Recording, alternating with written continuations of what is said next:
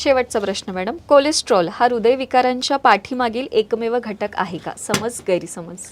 तसा हा गैरसमजच आहे. कारण कोलेस्ट्रॉल हा आपण समजलेला असा की एक असा अकराळ विक्राळ तुपट तेलकट असलेला राक्षस म्हणून लोक त्याला बघतात, तर तसं नाहीये.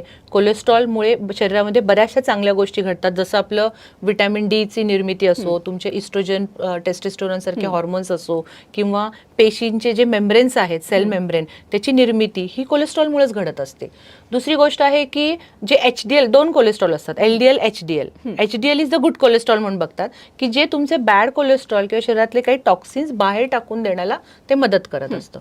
तिसरी गोष्ट आहे की बऱ्याचदा असं एक गैरसमज आहे कोलेस्ट्रॉलच्या बाबतीत, की जे जास्त तुपट तेलकट वगैरे खाणाऱ्या लोकांच्या मध्येच कोलेस्ट्रॉल फक्त वाढत असतं. तर तसं न समजता की काही वेळा काही अंशी जे चांगलं फॅट पाहिजे ते शरीराला गरजेचंच आहे. म्हणजे काही वेळा HDL जेव्हा कमी येतं तेव्हा आम्ही पेशंटच्या बाबतीत अवेअरनेस डेव्हलप करतो की अरे नाही, हे कमी येऊन चालणार नाहीये. तर त्याच्या असं पण आहे की जर समजा तुम्ही कोलेस्ट्रॉलचा हा घटक जरी खात असाल किंवा सॅच्युरेटेड फॅट खाता, पण त्याच्यावर तुमचं एक्सरसाइज किती आहे, कॅलरी इंटेक आणि कॅलरी लॉस कसा आहे, तुमचं फायबर इंटेक किती आहे, साधी गोष्ट आहे. पोट साफ न होणं अशा कंडिशनमध्ये सुद्धा काही वेळा कोलेस्ट्रॉल वाढत असतं. त्यामुळे मेडिसिन्स आणि ह्याच्या गोष्टीवर हे न करता तुम्ही जर तुम्ही त्याचं कॉन्स्टिपेशन जरी दूर केलं तरी पेशंट बरा होऊ शकतो.